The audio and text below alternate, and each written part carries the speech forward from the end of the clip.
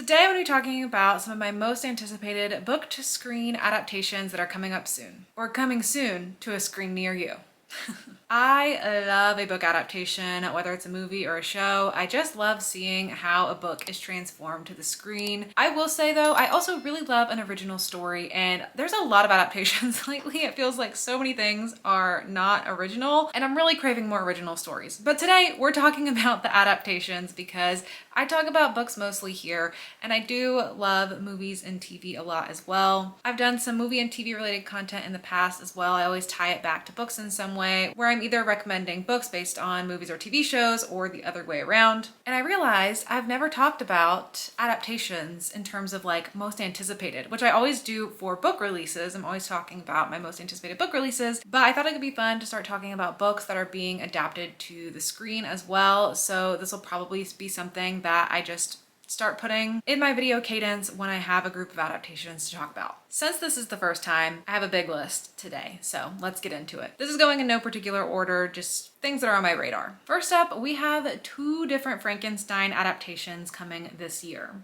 One of those is called The Bride. This is written, directed, and produced by Maggie Gyllenhaal. Maggie Gyllenhaal is an actress, producer, and director. She is also the older sister of Jake Gyllenhaal. I really enjoyed her film The Lost Daughter, so I'm interested to see how she adapts a Frankenstein story. This film will be starring Jessie Buckley, Christian Bale, Penelope Cruz, Peter Sarsgaard, and Annette Bening. This is technically inspired by the 1935 film Bride of Frankenstein, which is in itself an adaptation from Mary Shelley's original Frankenstein novel. So it's sort of an adaptation of an adaptation in a way. And it is set to be released around the end of September of this year. I will say all of these dates are super subject to change, just like in the book release world. Book release dates change all the time. I feel like it's even more common in the movie and TV show world for these dates to just move around a lot. So this is generally the latest information I have of when we can expect these things. We are also getting a Frankenstein adaptation from Guillermo del Toro. This looks like it's going to be coming straight to Netflix in November of 2025, and it is set to star Oscar Isaac, Jacob Elordi, and most exciting for me is Mia Goth.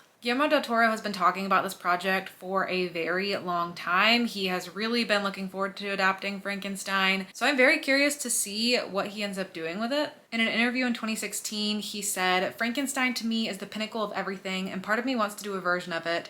Part of me has, for more than 25 years, chickened out of making it. I dream I can make the greatest Frankenstein ever, but then if you make it, you've made it. Whether it's great or not, it's done. You cannot dream about it anymore. That's the tragedy of a filmmaker. You landed a 10 or you landed a 6.5, but you were at the Olympics already and you were judged."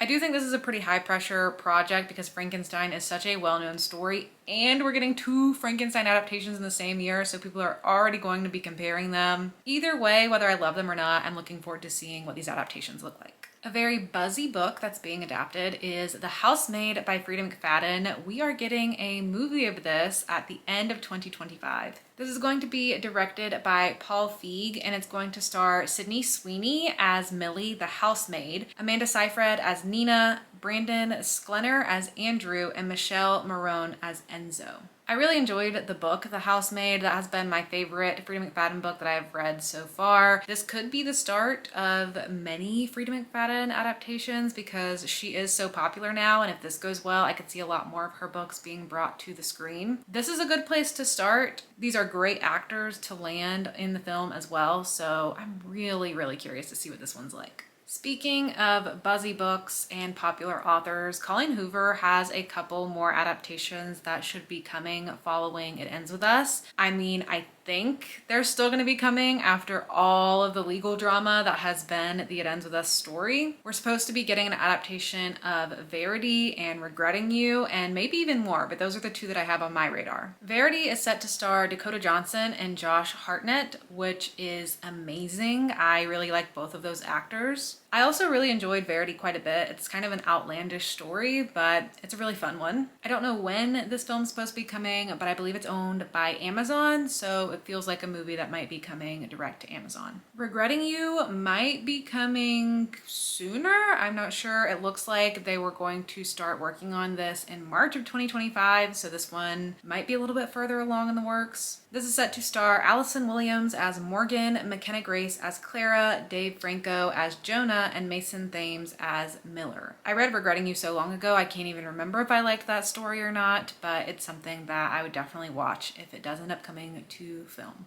Another popular romance author who has a lot of things in the works right now is Emily Henry. So many of her books are currently in the works of being adapted to movies or maybe even TV shows. It's honestly so hard to keep up with it all. It looks like 3 of her books have received adaptation optioning deals for films, with 2 of them attaching directors. People We Meet on Vacation is the first one that's going into production, and this is my favorite Emily Henry book, I think. That's a pretty bold thing to say, but I'm pretty sure it's my favorite one. It looks like they've casted Tom Blythe and Emily Bader as Alex and Poppy. They've also casted Sarah Catherine Hook, Jamila Jamil, Lucien Laviscount, and Lucas Gage, who I really enjoy. And even Molly Shannon seems like she's going to be joining this film. Beach Read is being adapted by Yulin Kwong, who ended up putting that novel out, How to End a Love Story. I did read that book. I didn't actually love it, but I'm still hopeful in the adaptation of an Emily Henry work. Book Lovers has Sarah Hayward working on the script. Hayward is known for that HBO show Girls and also the show Modern Love. I've seen neither of those, but I know they are popular.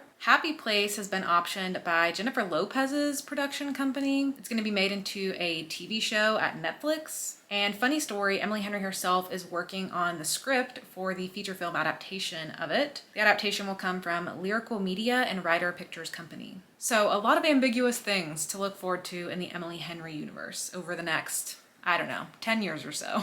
Lisa Jewell, a thriller author I enjoy, has a couple things that are in the works right now. None of This Is True is being adapted for Netflix. They're looking at making it into a movie, and I don't think we have a lot of details on this one other than the fact that Eleanor Burgess, who worked on Perry Mason, has been tapped to write the script. Then She Was Gone is also in the works for a feature film adaptation. Crystal City Entertainment and Moonshot Films have partnered together to acquire the rights for this novel. We know Catherine Steadman is writing the screenplay, and again, I don't think we know much more beyond that. Matt Haig's The Midnight Library is also in works to becoming a film. Haig is going to be an executive producer on the film, and the film is going to be worked on by Blueprint and Studio Canal, who Matt Haig has worked with before and feels really excited about them being the ones to translate this very complex story to the screen. I thought The Midnight Library was a very fun story that has a lot of potential to look really cool on the screen because it's about this woman who has died and she ends up in this transient place called the Midnight Library where there are all these books, and if you read them you get the chance to see different ways your life could have played out, and I think that will work really, really well for a movie and just have a really cool magical feel to it. Lionsgate Television has optioned the rights to R.F. Kuang's novel Yellowface, and they are planning on making it a series. I think a series is a good choice for this story. It's a story about a woman who steals another woman's script. It's a drama. I feel like it'll work to be like an 8-episode drama type of TV show. Karen Kusama is going to be directing this show,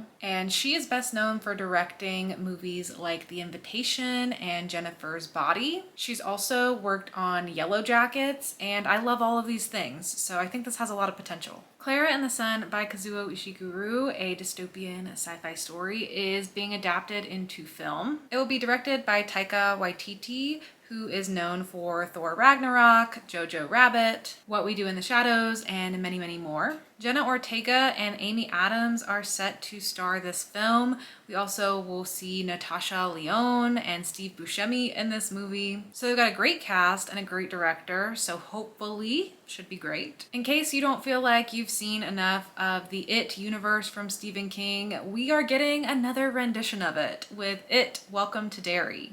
This is going to be a limited series with 9 episodes on HBO. It will be released in 2026. The show will star Jovan Adepo, Chris Chalk, Taylor Page, James Raymar, and Stephen Ryder, with Bill Skarsgård reprising his role as Pennywise the Clown. The series was developed by multiple people who were all involved in the original It films, and I don't know what else this will include and why we really need more from the It universe, but I will be watching. We also have another adaptation from Stephen King, The Running Man. This is going to be coming to theaters in November of 2025. I haven't read this one, but it is a dystopian action thriller. It will be directed by Edgar Wright from a screenplay that he co-wrote with Michael Bacall based on the 1982 novel of the same name. This novel is actually written under Stephen King's pseudonym Richard Bachman, in case you didn't recognize it, and it is the second adaptation of the book following the 1987 film. It's set to star Glenn Powell, Katie O'Brien, Daniel Ezra, Carl Glusman, Josh Brolin, Lee Pace, Jamie Lawson, Michael Cera, Amelia Jones, William H. Macy,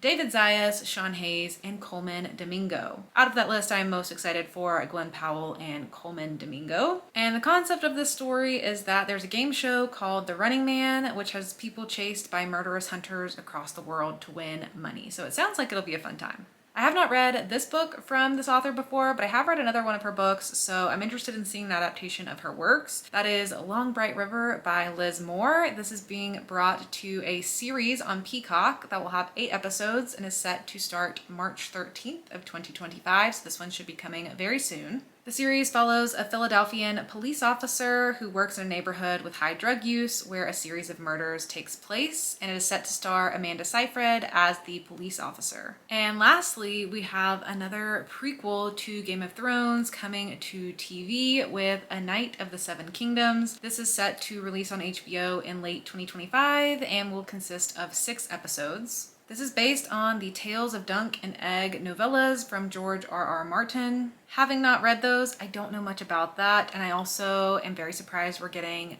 another Game of Thrones prequel while we still have House of the Dragon still on TV as well. I would think they'd stretch that out more, but I guess not. All I know is I'll be watching. So that's it for my latest list of upcoming adaptations. If there's anything else you know about in the adaptation world that I didn't mention on my list, you can leave that in the comments down below. Hopefully you enjoyed this. I hope to be doing this more in the future, and hopefully we keep getting a lot of great, exciting adaptations. But that is it for me. Thank you so much for watching, and I'll see you all in my next video. Bye!